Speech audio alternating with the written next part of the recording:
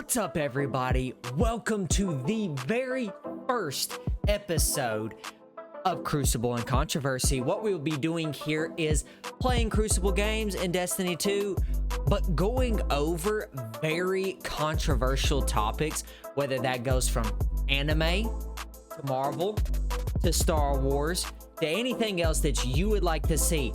I'm looking for the most outrageous but interesting fan theories on all of these things. So if you have one, make sure to let me know.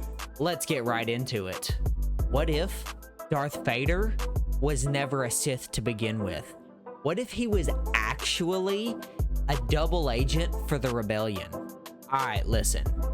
You can laugh all that you want, all right? But let's talk about it, okay? So what I'm gonna do is I'm gonna give one side with all of the evidence that somebody gives on one side, and then I'm gonna go back and give what I think about it, all right? So let's start.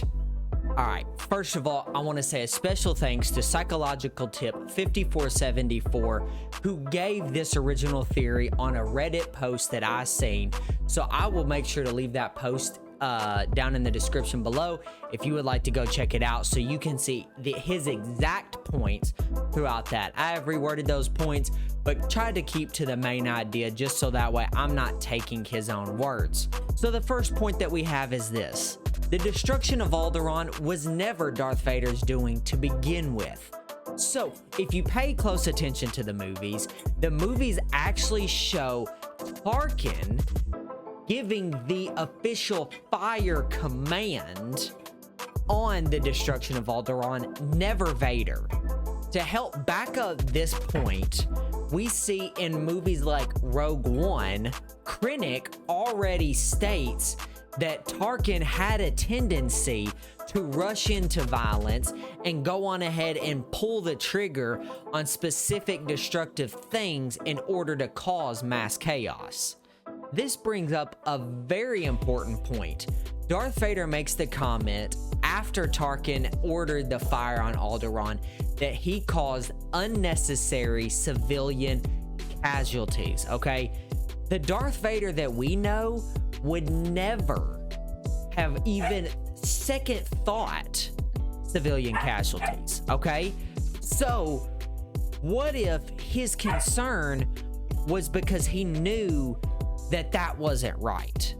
If Vader was truly evil, he would never have condoned overtaking the lives of others, okay? He would have wanted to save as many lives as possible, only dealing in death when absolutely necessary to remain undercover as this secret agent.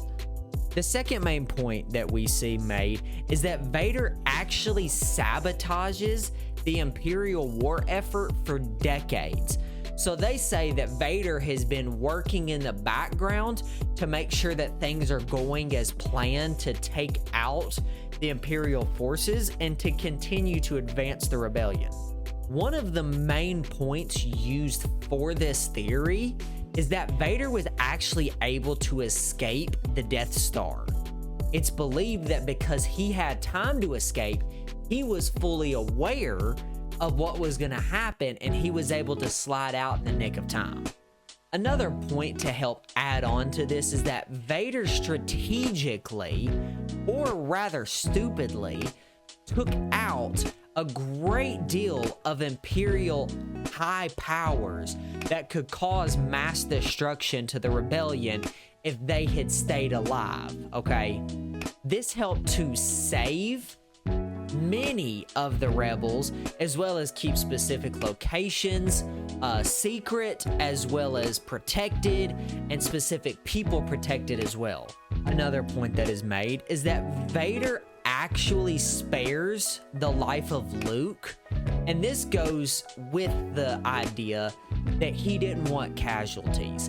He spared the life of Luke instead of completely annihilating another Jedi, as Vader was known to do. They also bring to fact the point that Vader asks Luke to join him, and their view on this is that that is because Vader is trying to see how truly committed to the light Luke actually is. He wants to test them first, because if Luke was to immediately agree to go to the dark side, then Vader was going to take him out, so that way he didn't ultimately destroy the rebellion by turning on them just like others had in the past. This also furthers into the point that Vader only cut off Luke's hand. All right, this is something that Anakin Vader had gone through himself, and he understood the pain, but he knew that it wasn't fatal, especially with the technology that they had where they simply gave him a new hand. This kept the appearance of Vader being a Sith, and it made it look like Luke just narrowly escaped, to whereas Vader had every intention of killing him right then and right there. Vader could have very quickly taken care of Han. There would have been no issues. However, he did decide to preserve him in a way that he would still be able to be saved when Luke and Leia made that trip to Jabba's palace to make sure that they took him back. The last final point that is made is that he is also the one that killed the Emperor. The Emperor was the Sith Lord of the time. He was the highest of the highest, as far as we know, that was around when Vader and Anakin was present. Vader was the one who took care of that. He brought the balance by being that double agent inside of it to eventually take care of the Sith Lord, so that way he was no longer a problem to the rebellion.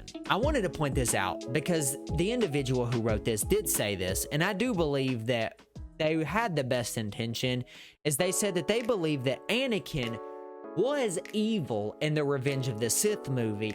However, between Revenge of the Sith and A New Hope, Anakin, Darth Vader, had his change of heart that pulled him ultimately back to the light side. All right, now I will break down each statement in the personal way that I feel about everything that was said and the statements that were made, and my view on this subject just based on those points.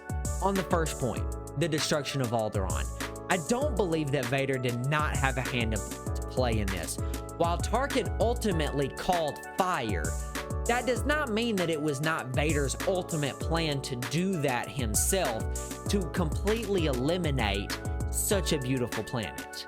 It is said, however, in the movies that Obi-Wan felt a great toll at the destruction of Alderaan, and if he felt that from such a far away, I don't understand how Anakin or Vader could have compressed such feelings as a Jedi at the destruction of Alderaan. It would have brought him to his knees to see that happen so up close and personal. Another point is that the fact that Vader had some regret for casualties. I do believe that this is not true. I think that Vader, as well as Anakin in Revenge of the Sith, was a very destructive person. He had no problem taking out anybody that stood in his way. If they even posed a potential threat, he took care of them. Now, I think that it's odd that he made a comment about unnecessary civilian casualties. However, I don't believe that he had remorse for what he was doing, or else he would have never gone to that extent. This, however, brings me to my next point. Vader had clear aggravation and aggression towards Tarkin, and that could have simply been for the fact that Tarkin was trying to take command of what was ultimately Vader's. Okay, I would have been aggravated and infuriated if I was the captain of a ship, if I was the lead of something, and somebody tried to undermine my authority. That would have made me mad. To the point of killing somebody? Absolutely not. But that's the way of Vader. The other point that was made, that Vader strategically sabotaged so many plans of the Sith, I don't believe fully lines up. And that's only for the fact that if he was trying to sabotage the plans, he did a sucky job. I mean, there were so many things that happened, so much destruction under the hand of Vader, that if he was really trying to prevent that, I feel like he could have done such a better job. And the fact that Vader was able to escape the destruction of the Death Star does not aid in this idea. It simply could just mean that he had a backup plan. He was prepared for something to potentially go wrong, as any smart leader would be. Now, I'm not saying that Vader's the smartest guy, but I'm saying that he thought things through and he covered his back. Next, it's said that Vader takes out a great deal of leaders in command over the Imperial Army. I do believe this is true, not for the reason that was stated. I think that it's true simply because these individuals were power hungry and they didn't follow orders very well. Vader took out the people that he could not trust to execute his plan exactly as he commanded it. Those people might have been very powerful, but they couldn't listen very well. Another key point that was made was that Vader spared the life of Luke. It is true. I don't believe that he did that because he was this amazing rebel spy. I think it was just simply because Luke was his son. And if you think about that, a father would not just go out of the way no matter how turned to the dark side. He didn't want Padme to die. He didn't even know that his kids were alive for the longest time. And so he didn't want Luke to die. Not for the fact that he was just this amazing double agent. This can also lead into the point that was made that he killed the Emperor. And while that's amazing, and yes, it was a shining moment for Vader, it also could have just been for the fact that Luke was suffering. He was seeing the fact that the Emperor was slowly killing Luke, and he stepped in for his son. Now, I think it was one of his best light side moments. Obviously, people can argue that, yes, he took out the main character, the main person, the Sith Lord that was controlling the mastermind behind everything. And quite frankly, he did. He did all of that. And that led him to, as we see in his death, a shining moment of him reconnecting with his son. And ultimately, we get to see his Blue Aura Jedi self come to pass back as Anakin again. Amazing. But that could just be a turn of heart. I don't exactly believe that that's because he was a good guy this whole time.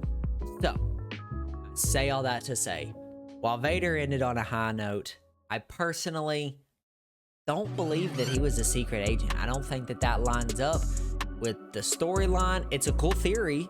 I liked thinking about it and kind of giving my insight on it. I don't think that it's very valid, and I don't quite think that it makes sense. But hey, I enjoyed the thought. So, drop any crazy theories that you have in the comment section of this video. Who knows? Maybe your theory will be on here next time. Thank you so much for tuning in, and I will catch you in the next one. Peace out.